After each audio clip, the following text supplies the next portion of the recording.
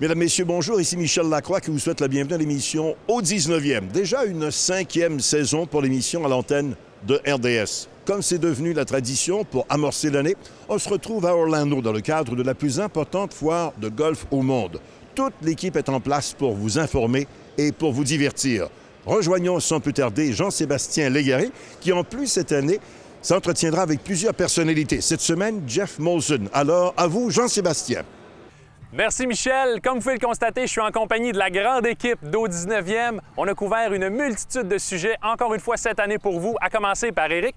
Cette saison, je vais vous donner des conseils au niveau du verre d'entraînement et je vais tenter de vous expliquer comment éliminer vos effets non désirés. Merci Éric. Steve, toujours dans l'enseignement? Donc, mon objectif principal était de toucher un plus grand nombre de gens possible. Je l'aborde donc sur le jeu court, un aspect clé du golf. Je parle aussi de puissance, très important.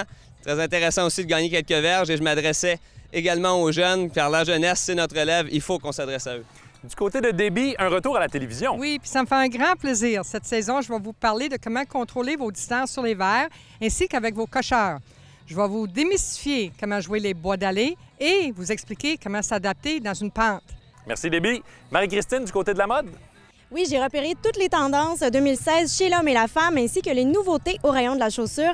Et puis, comme depuis 5 ans, je continue à vous faire découvrir les terrains de golf du Québec. Merci Marie-Christine. Daniel, de ton côté, on a d'excellentes entrevues. Jean-Sébastien, le sommet du golf qui a eu lieu à Bromont au mois de décembre nous a inspiré plusieurs sujets, dont notamment la place qu'occupera la femme dans l'industrie du golf, ainsi que les programmes juniors et leur progression. Merci Daniel. Et on termine avec Rémi, de ton côté? Je vais faire des entrevues avec plusieurs intervenants de l'industrie du golf et en compagnie de Debbie, on va parler d'étiquette et des nouveaux règlements. Merci Rémi. Sur ce, bonne saison! Au 19e, une présentation de vos concessionnaires Subaru du Québec. Subaru, confiance et évolution. En collaboration avec Golf Île-du-Prince-Édouard, la destination golf numéro 1 au Canada.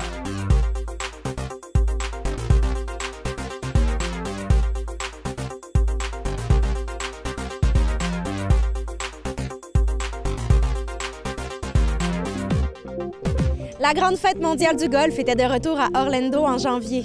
Comme d'habitude, toute l'équipe d'au 19e s'est déplacée sur place pour découvrir les nouveautés de l'année. Bienvenue dans les coulisses de la Mecque du golf. Chaque année, l'événement commence avec le Démo Day, une journée spéciale consacrée exclusivement à l'équipement. Cette grande fête extérieure rassemble les manufacturiers de golf du monde entier qui viennent présenter leurs nouveaux bâtons et les technologies de l'année. Cette journée, tout comme le Salon du golf d'Orlando, est exclusivement réservée aux professionnels de golf, aux propriétaires de clubs, aux manufacturiers ainsi qu'aux médias. Bref, il s'agit d'un point de rencontre important pour les gens de l'industrie, et ce, à l'échelle mondiale. Des espaces d'exercice sont aménagés un peu partout sur l'immense terrain pour que les invités puissent tester la marchandise inédite et aussi pratiquer leur élan. Imaginez un peu le travail d'identification des balles au champ de pratique. C'est aussi l'occasion pour les médias de s'entretenir avec des célébrités venues à titre de porte-parole pour leurs commanditaires et aussi avec certains invités bien spéciaux. Le mercredi, c'est l'ouverture du grand salon de golf d'Orlando, où plus de 1000 compagnies qui viennent de partout à travers le monde présentent leurs produits. La portion intérieure de l'événement est plutôt impressionnante. Le salon qui se tient au Palais des Congrès d'Orlando présente sur des centaines de mètres toutes sortes de kiosques reliés au golf.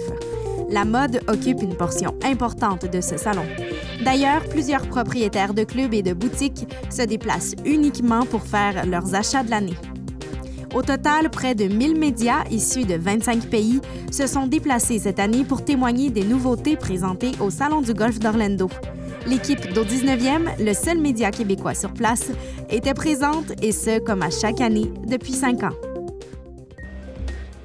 Retour de la question piège, puisque c'est un des segments de l'émission que vous avez particulièrement aimé au cours des dernières années. Alors, le tournoi des maîtres approche à grands pas. On va revenir sur le tournoi de l'an passé. Quelle a été la priorité de Jordan Spieth lors de sa victoire l'an passé au Augusta National? Est-ce que c'est A, 2, B, 3 ou C, 4? La réponse au retour de la pause.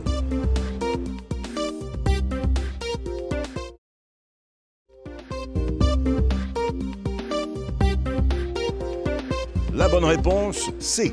4 coups de priorité pour Jordan Spieth lors du dernier tournoi des maîtres. Il a terminé la compétition à moins 18, égalant ainsi un record du tournoi. Il a devancé Phil Mickelson et Justin Rose. Et malgré un excellent score de 66 en dernier parcours, Rory McIlroy a terminé en 4e position. Ce spécial équipement vous est présenté par Golf Town. Golf Town, tout pour le golf.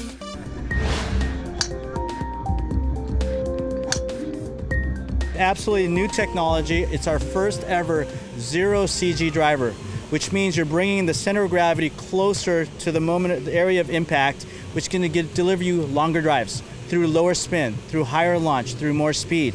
How did we do that? All the technologies are inside the head. First, it starts with a brand new face made out of 811 titanium. It makes the face faster on off-center hits. The speed in the center is already maximized, but we're able to give you more speed in case you miss the ball. So we're making the face lighter, faster. We're saving weight on the crown by using a new carbon fiber called TechStream carbon fiber. It's lighter, thinner than normal carbon fiber that saves us more weight to bring it low into the head to give you even longer drives. We take all those weight savings from the crown and the face and even in the hosel, and we put it into one key area, low, deep in the head, and it's positioned as a spaceport. The spaceport is actually a 16-gram weight that's positioned really low to the ground to help bring that CG down really far back so that it gives the head stability when you miss it off the center. So this is the first driver that's been able to blend both distance and forgiveness.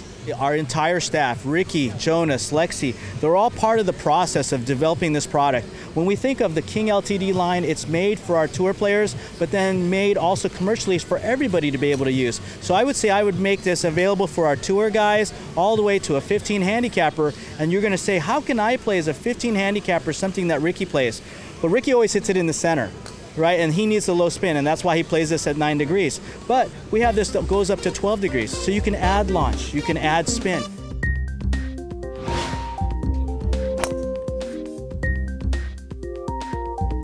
On a introduit vraiment un nouveau concept, je dirais, pour nous, pour TaylorMade de putter. L'idée, c'est de se dire, est-ce que l'on peut délivrer aux consommateurs un putter qui a les caractéristiques de tolérance des mallettes, de ces gros putters qu'on appelait chez nous, chez TaylorMade Spider, par exemple, mais qui serait packagé et qui serait dessiné dans une enveloppe qui ressemblerait plutôt à un putter très classique comme une blade.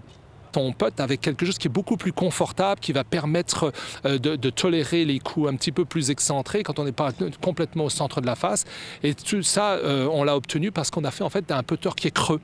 Donc quand on regarde la technologie pour fabriquer ce putter, c'est pratiquement la technologie que l'on utilise pour nos bois d'allée en fait.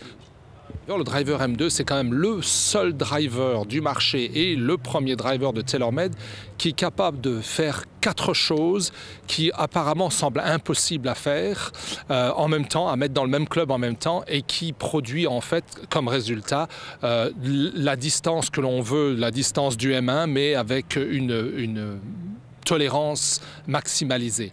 Alors, quelles sont ces 4 choses? Eh bien, d'abord, parce qu'on a conservé la couronne en composite, eh bien, on peut la dessiner de façon à ce que l'on maximise l'aérodynamique. On a conservé un centre de gravité qui est très bas parce que bien le matériau est très léger sur la couronne. 3, on a mis une speed pocket devant la semelle, derrière la face, de façon à protéger la vitesse lorsque l'on tape en bas de la face. Et comme ça, on maintient la vitesse de balle.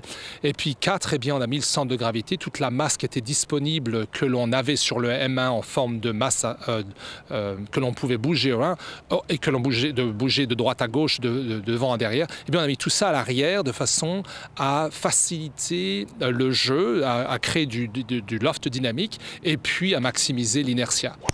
Si l'on regarde notre gamme de fer, là maintenant, eh bien, on a depuis le plus facile à jouer, le M2, et qui produit la plus grande distance. On a le deuxième qui est le M2 Tour, qui lui est un plus petit fer, qui a toutes les technologies en fait du M2, mais qui a une forme qui est plutôt adéquate pour les joueurs qui seront un petit peu meilleurs.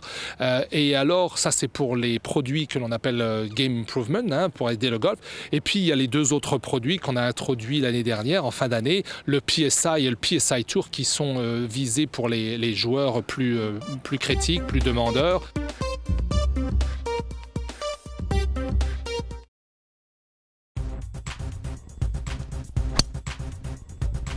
La rencontre de la semaine est une présentation du club de golf Atlantide. Plongez dans le monde de l'Atlantide.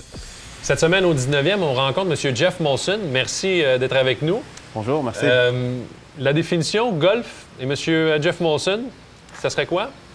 J'essaie de jouer autant que possible. Oui. Je dirais dans une bonne année, je vais jouer 10 fois par année, à peu près. Ouais. La plupart des occasions, est-ce que c'est via des œuvres de charité, des tournois corporatifs, ou on réussit à jouer en famille? Souvent, c'est des charités, puis de temps en temps avec des amis. Puis ma famille ne joue pas encore, mais bientôt, on va jouer ensemble. Oui, parce qu'on a des enfants qui poussent. Oui, j'ai 4 jeunes enfants qui sont intéressés, alors c'est un bon début. OK, excellent. Ouais. Avoir plus le temps, est-ce qu'on jouerait davantage?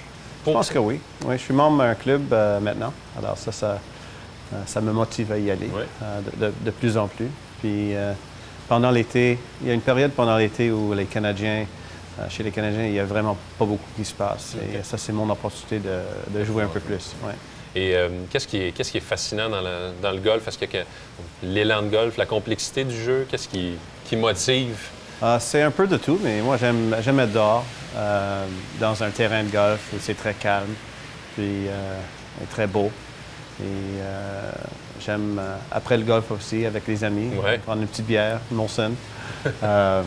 Mais non, j'aime tout. Puis je pense que c'est un sport qui est très difficile. Et on ne sait jamais, coup par coup, où ça va aller. Ou moi, je ne sais jamais, au moins. Et c'est ça qui m'intéresse, puis me motive de m'améliorer. Est-ce qu'on est assez motivé pour prendre des cours plus tard, ou on développe ce que l'on a présentement, puis on... Non, je peux commencer à prendre des cours, je pense. Ouais. J'ai beaucoup joué avant les enfants. Okay. Alors, j'ai pris des leçons quand j'étais plus jeune. Puis là, je pense que c'est le temps d'en prendre plus. Ouais. Ouais. Ouais. Sur un parcours de golf, vous êtes un homme d'affaires, évidemment. Sur un parcours de golf, on dit que c'est super facile de connaître quelqu'un après quelques trous, quand on veut connaître quelqu'un. Est-ce que c'est vrai, par votre expérience? Je pense que c'est une bonne opportunité d'avoir de bonnes conversations avec quelqu'un, que ce soit un ami, un client ou un partenaire. Oui, je crois que c'est 4-5 heures qu'on peut passer avec quelqu'un, puis on peut être un peu plus intime sur le terrain de golf. Ouais. Est-ce qu'on réussit à délaisser le téléphone cellulaire pendant un 18 trous? Ou c'est plus difficile? Il faut le vérifier de temps en temps pendant un match, mais le club où je suis membre, on n'a pas le droit d'utiliser nos cellulaires. C'est vraiment une bonne chose. Ça aide. Ouais. Ça aide pour la communication aussi avec les autres. Oui, c'est ça. Ouais. Parlons d'élan de golf.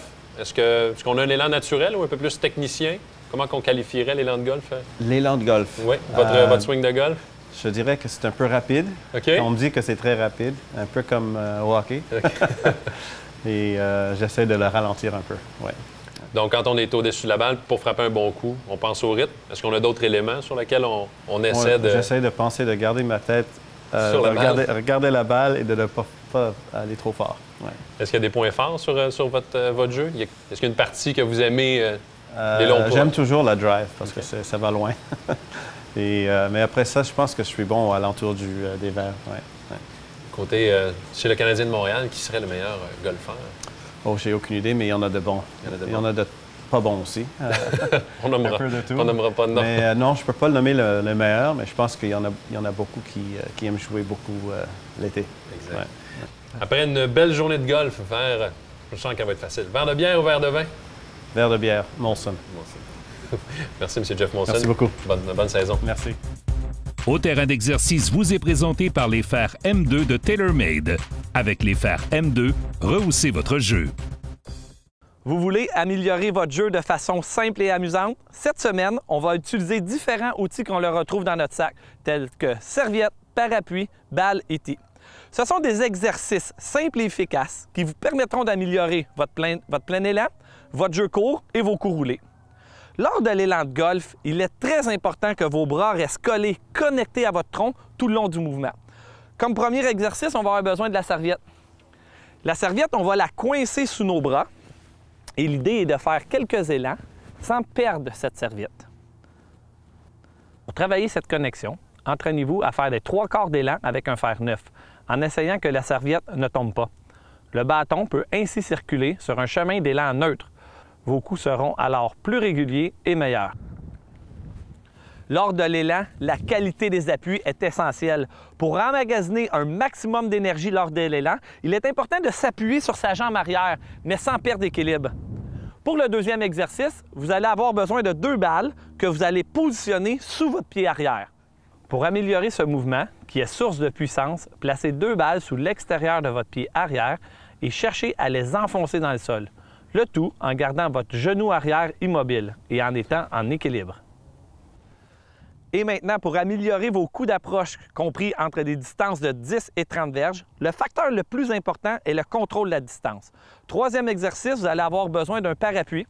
Un parapluie que vous allez ouvrir et déposer à l'envers à une distance de 10 verges de vous. L'idée est de frapper quelques balles et d'atteindre le parapluie. Commencez à une distance de 10 verges pour une dizaine de balles et progressivement allez à 15, 20 et même 30 verges. Vous développerez ainsi le dosage de vos coups. Si vous avez l'habitude de rester court sur vos coups roulés de 3 à 5 pieds, c'est que vous avez tendance à décélérer votre tête de fer droit au moment de l'impact. Comme dernier exercice, vous allez avoir besoin de 2 tees, d'un poteur et d'un verre d'entraînement. Placez votre balle à 3 pieds du trou avec des tees de chaque côté de la balle. Jouez ensuite votre coup roulé.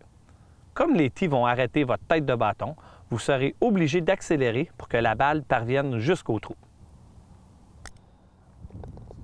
Ce sont des exercices simples mais très efficaces. N'hésitez pas à utiliser ces exercices en début d'année et ce n'est pas nécessaire d'aller au champ d'exercice. Vous pouvez tout aussi bien le faire dans votre cour arrière. De plus, ça va diversifier vos entraînements. Ça risque d'être beaucoup moins monotone et l'apprentissage ne peut en être que plus bénéfique. Bon golf et bons entraînements!